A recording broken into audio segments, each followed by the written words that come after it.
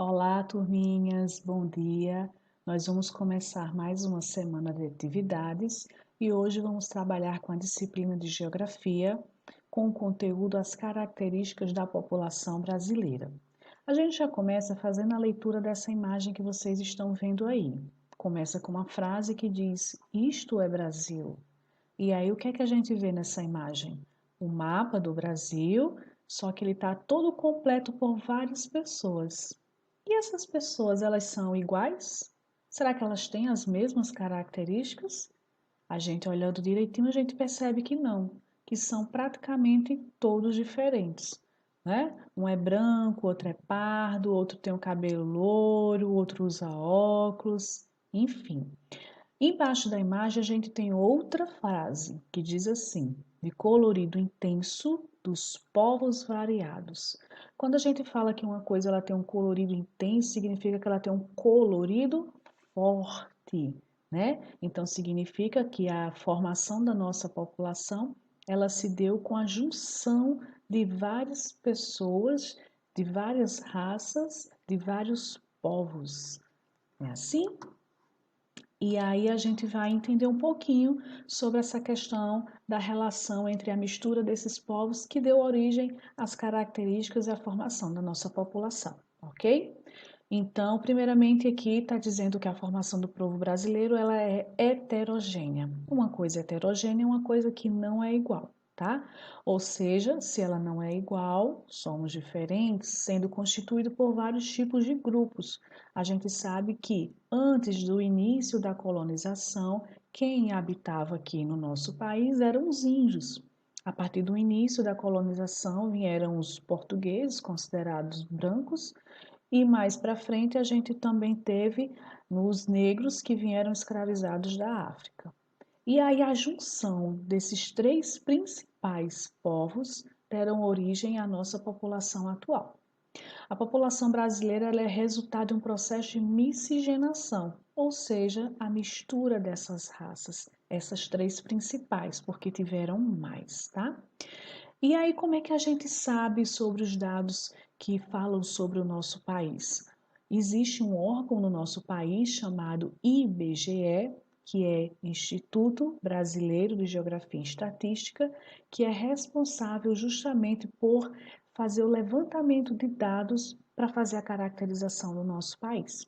E como é que ele faz isso? Através de um recenseamento que acontece de 10 em 10 anos, um grupo de pesquisadores visitam casa por casa, família por família, através de um questionário, ele faz um levantamento de quantos homens existem no nosso país, quantas mulheres, quantas crianças, quantas estão na faixa etária de ir para a escola, quantos estão trabalhando, quantos estão desempregados, qual a raça, quantos filhos, qual é a renda dessa família. Então, tudo isso aqui vai ser trabalhado por esse órgão, que é o Instituto Brasileiro de Geografia e Estatística, certo?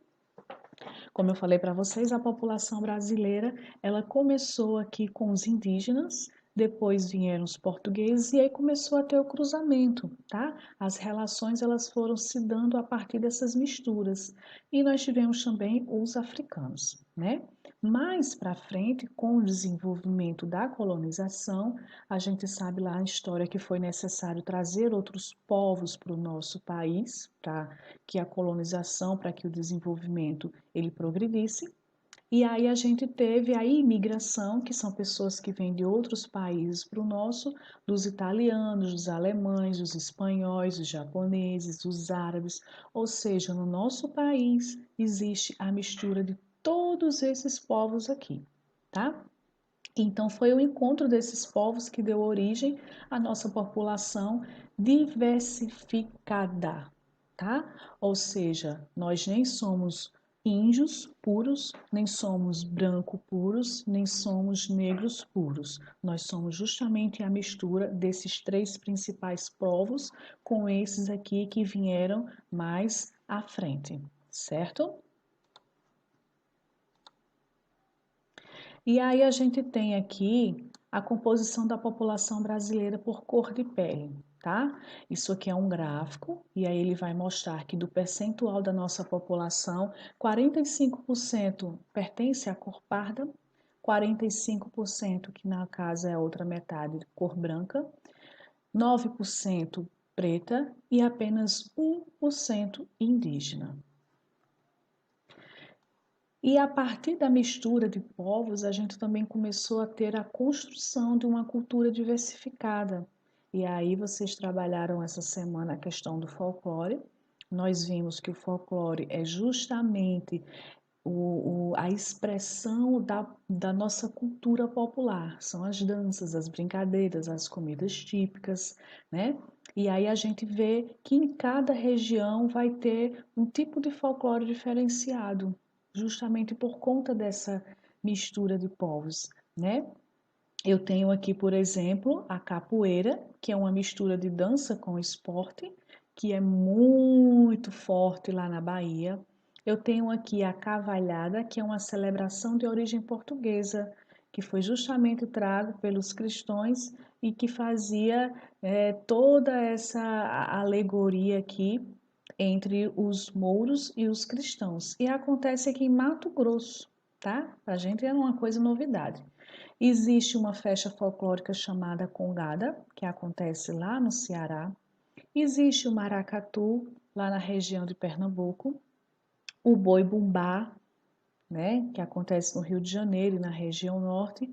E aí a gente vai tendo toda essa mistura, toda essa riqueza de festa, de culinária, de brincadeiras, de costumes, justamente por conta dessa variação da nossa população, né? E como é que é a composição da nossa população? A gente tem aqui a população brasileira, ela é formada por pessoas do sexo feminino e do sexo masculino, independentemente de ser criança ou não, que aí já é um outro patamar, ok?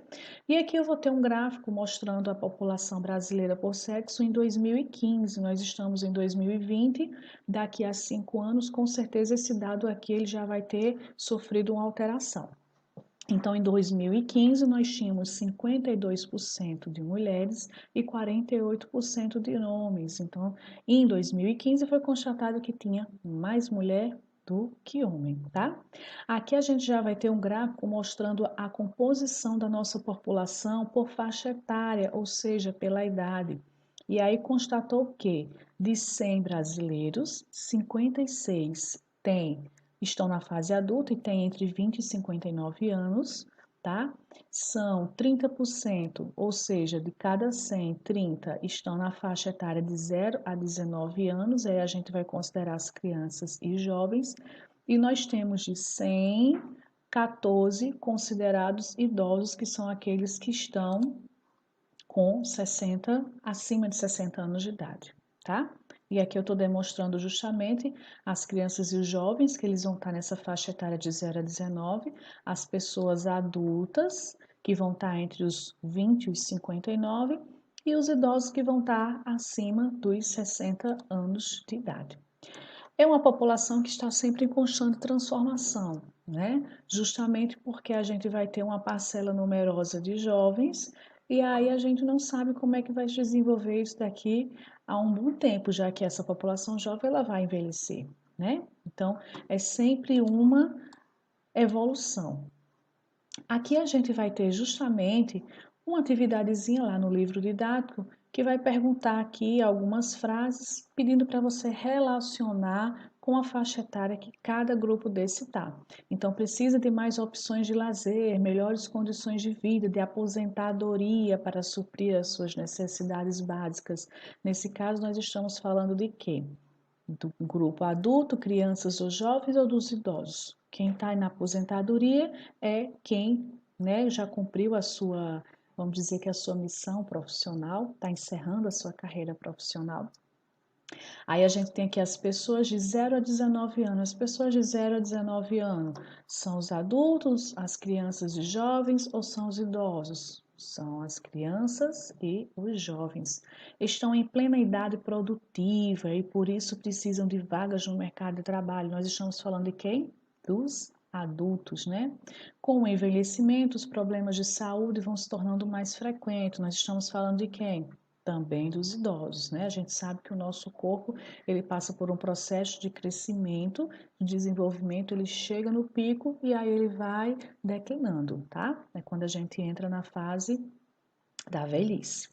E aí a gente ainda tem aqui as pessoas que precisam de investimento na educação, desde a educação infantil. A educação infantil se refere a quem? Às crianças e aos jovens. E as pessoas de 20 a 59 anos, como eu falei para vocês, está na faixa etária dos adultos.